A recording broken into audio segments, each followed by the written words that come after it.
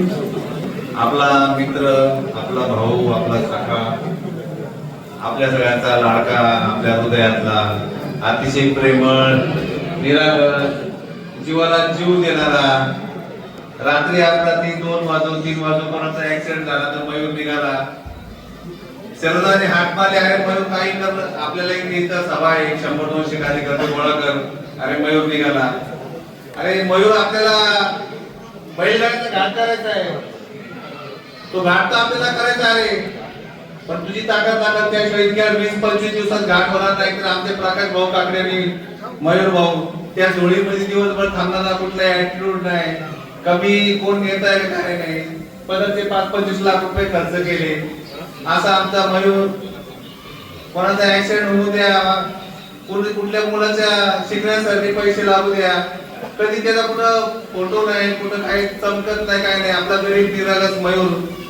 आज या मयूर वरती जो अन्याय झालाय त्याला न्याय देण्यासाठी आळे पिंपळवंडी जिल्हा परिषदेची तमाम जनता या ठिकाणी जमलेली आहे. त्यांचं प्रथमतः पिंपळवंडीच्या ग्रामस्थांच्या मित्रांनो, ही निवडणूक एक वेगळ्या दिशेला निघालेली. महाराष्ट्राच्या राजकारणावरती एक परिणाम करणारी ही निवडणूक आहे. वाणी साहेब, थोडासा कॅमेरा थोडा इकडे पण फिरवा. 1 रुपयाचा कुठला माणूस पैसे देऊन आम्ही आणलेला नाही. आणले का कोणी? हात वर करा. कोण पैसे घेऊन आले का? नाही. आज या ठिकाणी एक अपक्ष उमेदवार म्हणून वाणी साहेब आम्ही फॉर्म भरलाय. मी काय मोठं भाषण करणार नाही. मी या मतदारसंघाला वस्तुस्थिती समजून सांगण्यासाठी आपल्याकडे उभा आहे. जाणून मी सगळ्यांना म्हटलं की मी बोलतो, नेमकं काय घडलंय कळू द्या. निवडणुकीचं बिगुल वाजलं. 2 महिन्यापूर्वी मयूर भाऊ, काही नेत्यांचे त्यांना आदेश आले आणि मयूर भाऊला सांगितलं की मयूर तू कामाला आपल्याला निवडणूक लढायची. मयूर भाऊ काय बाबा, आदेशाचं पालन करणारा एक सर्वसामान्य कुटुंबाचा मुलगा, प्रचंड निष्ठावंत, 20 वर्ष दादांकडं अगदी निष्ठेने प्रामाणिकपणे काम केलं. मयूर भाऊ कामाला लागला. आपल्या काही लोकांनी मयूर भाऊला ताकद दिली, घरोघर जायला लागला आणि जसजशी निवडणूक यायला लागली आणि विरोधकांना लक्षामध्ये यायला लागलं का मयूर का आता ऐकत नाही, कारण की मयूरचा मित्र परिवार या आणि त्यातील मानसिक गटापर्यंत मोठा मित्र परिवार आहे. आमच्या गटात किती मित्र आहे काय, आता हळूहळू माने साहेब, कुटडी साहेब निवडणूक चालू झाली, तर निवडणूक आता रंगात येणार आहे. परिस्थिती जवळ आली. काही मंडळींनी धनुष्यबाणाच्या तिकिटाची मागणी केली. मागणी करत असताना शरदांना मागणी करणं स्वाभाविक आहे. शरदांना वाटलं थोडासा विचार करावा आणि बाबा विरोधक एकत्र करून आपण तालुक्याची मोठ म्हणून तालुका पुढे घेऊन जावा, त्याही बद्दल काय वाईट नाही. आमचं काय आक्षेप नाही. बऱ्याच जणांचा गैरसमज होतोय का शरदांना आमचा कोणला पक्षामध्ये घ्यायला आक्षेप होता. अजिबात नाही. 2 महिन्यापूर्वी मयूर पवार यांनी स्वतः त्या उमेदवाराला सांगितलं की तुम्ही दादांकडे जावा आणि पक्षात प्रवेश करून घ्या. त्यांचा मित्र आहे मयूर भाऊ, बरोबर ना? स्वतः सांगितलं का आपण मरणांना मातेची शपथ घेऊन सांगतो. त्यांना स्वतः सांगितलंय का तुम्ही पक्षामध्ये प्रवेश करा आणि तुम्ही निवडणूक लढा. निवडणूक लढा, आम्ही तुमचं काम करतो. मी म्हटलं ठीक आहे, काय हरकत नाही. म्हटलं काय हरकत नाही, वस्तुस्थिती समजून घ्या, निवडणूक ही का लढायची आपल्याला. ते म्हटले चालेल. त्यांनी नंतर गाठच घेतली नाही, मयूर भाऊची नाही घेतली, दादांची घेतली नाही. ते गेले राष्ट्रवादीकडे. राष्ट्रवादीकडे गेल्यानंतर त्यांच्याकडे तिकिटाची मागणी केली. राष्ट्रवादी म्हणलं आम्ही तुम्हाला तिकीट देतो, या आमच्यामध्ये. त्याने ठीक आहे. ते परत 8 दिवसांनी शिवसेनेकडे आले. त्यांनी हा सगळा खेळ राजकारण समजून घेतल्याबद्दल काय होतं.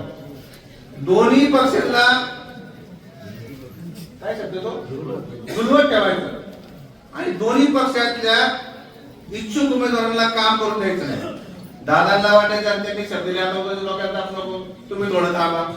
मयूर अटॅक मोड मध्ये ह्याला काम करायला लागलं की दादा येऊन भेटायचे. दादा काय बरं चालेल, काय नाही चाललो होतं. दादांना आशा ठेवायची, तिकडं त्यांना आशा ठेवायची. ते आतू शेटला एक डोळा मारायचे, दादा एक डोळा मारायचे.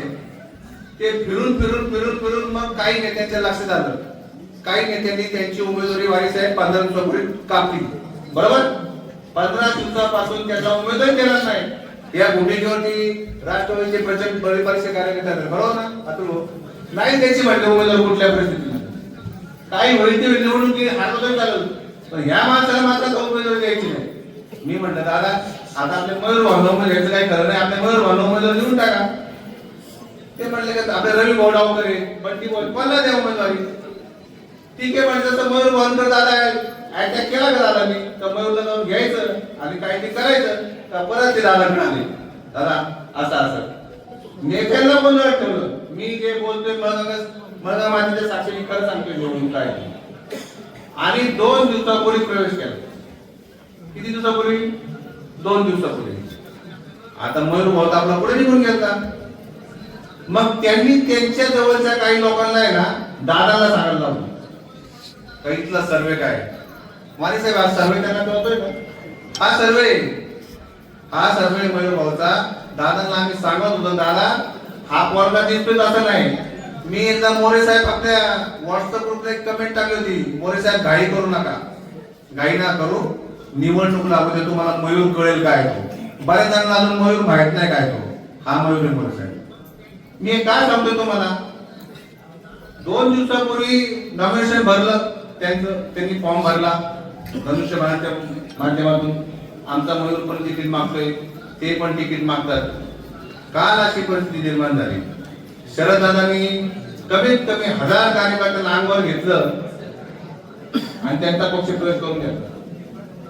आपले कार्यकर्ते 2-3 दिवस झाले कोणाला खरं वाटत नाही. बोक्षी रडतात ते ढासाचा. बोक्षी दादाचे पाय जातात. दादांचा एक गोंधळ झाला. आता एबी फॉर्म द्यायची वेळ आली. साहेब समजून घ्या, एबी फॉर्म द्यायची वेळ आली. काल हजारो कार्यकर्ते दादांकडे जाऊन विनंती करतात. दादांना अनेक तालुक्यातून फोन का तुम्ही मयूरला तिकीट द्या, आपल्या निष्ठावंतांना तिकीट द्या. नेताजी दादा डोके, प्रसन्नाना डोके, शरद दादा, भाऊ पाटील आणि मी आम्ही 6 जण त्या केबिन मध्ये बसलो. इतका संघर्ष चालला होता. एबी फॉर्म घ्यायचा मला 1-1.5 तास संघर्ष चालला होता. पब्लिकचा रेटा तर मयूरला द्या कुठल्या भावात निष्ठावंत त्यांना नाही. 20 वर्ष ते लेकरू काम करते दादा काही करा. महिला भगिनी बोक्षी रडतात पाय पडतात. अडचण अशी झाली, प्रसंग बाका होता. दादांच्या लक्ष झालं का ही गडबड झाली सगळी. पण आता बोलून तो बसलोय. त्यांनी अशी वेळी लागली तर राम रेपळेकडे ताकद लावली. त्यावेळी पक्षी सिस्टम त्याला प्रवेश करून घेतलाय, काही हरकत नाही.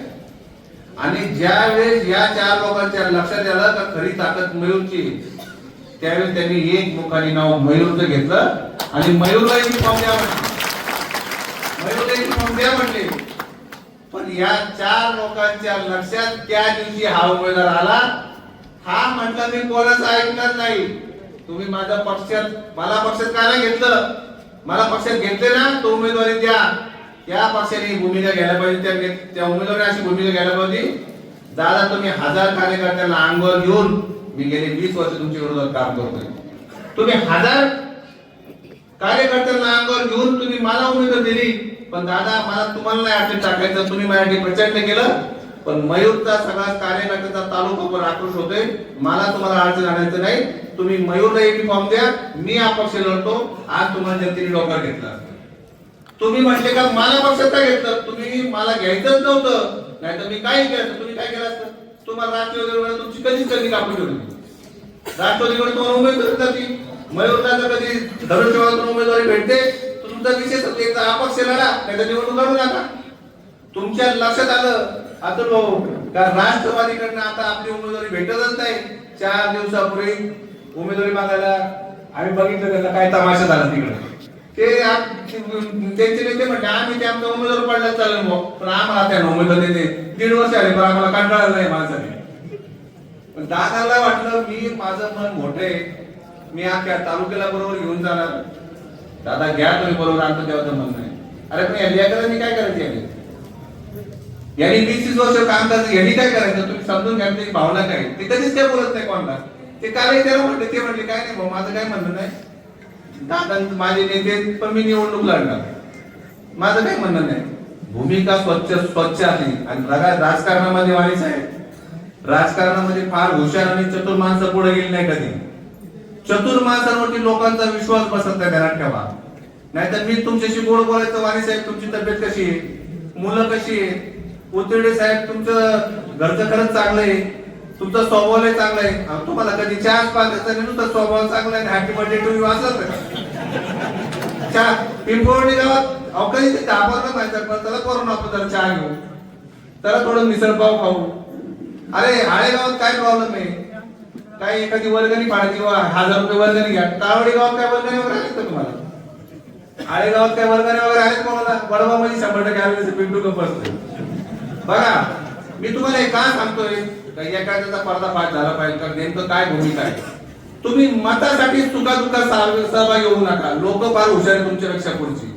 तुम्ही मतासाठी दुखात होता. ते पाठीमागच्या वेळेस मतदारसंघ तो होता, नीट समजून घ्यायचं. उदाहरण देतो, मतदारसंघ कुठला होता? तिकडला होता आपला. आता या नदीच्या पलीकडे दशक्रिया माहिती पण आता चालू आहे, पण काही मंडळी आता तिकडे जात नाही. इकडे लोकांचं जास्त दुःख त्यांना वाटतं. ते गेल्यावर तिकडे जायचे, ते म्हणले आता तिकडे माहिती दशक्रिया ऍक्सिडेंट होऊ, तिकडे काय हॅपी बर्थडे टू यू नाही, काय नाही काय नाही, डायरेक्ट तिकडे हॅपी बर्थडे टू यू.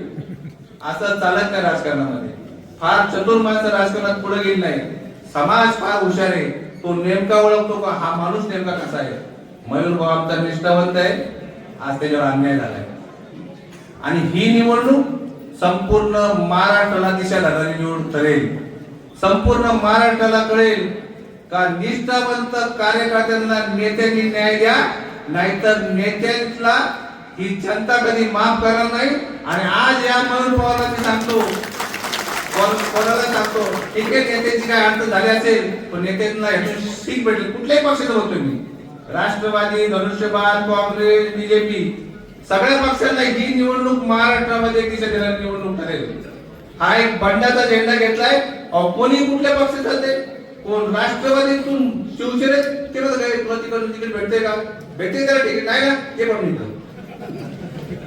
तो तिकडे आला का थांबतात, तर दुसरा आलाय थांबणार. अरे काय काय राहिली का निष्ठा. या नेत्यांकडे ना मत मागायला आले ना, ऍफिडेव्हिट करून घेतले पाहिजे प्रतिज्ञापत्र. तुम्ही मत घ्यायला येतात ना आमच्याकडं, तुम्ही ऍफिडेव्हिट करून द्या, तर तुम्ही त्याच पक्षाचे असणार.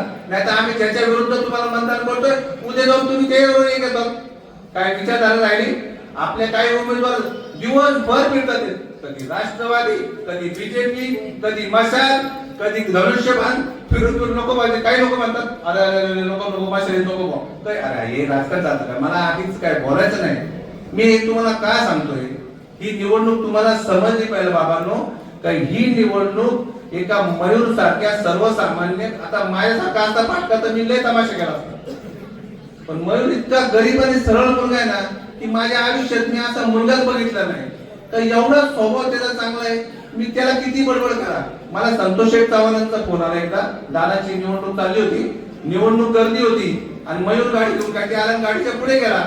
तर संतोष चव्हाण मी त्याला बडबड आहे, मला कळतं का नाही काय नाही काय नाही. तो विचार दादा चुकलं दादा चुकलं दादा चुकलं. मला संतोषचा फोन आला, तो एक पोरगा असायची गाडी नंबर होता, ते एवढं बिचारी आहे गरीब आहे. म्हणजे दादा तो मयूर आमच्या तासाची. पण लक्षात ठेवा, मयूर दिसतोय असा चांगला, पण तो कामाचा आहे. त्याला एकदा निवडून देणं आपल्याला काळाची गरज आहे.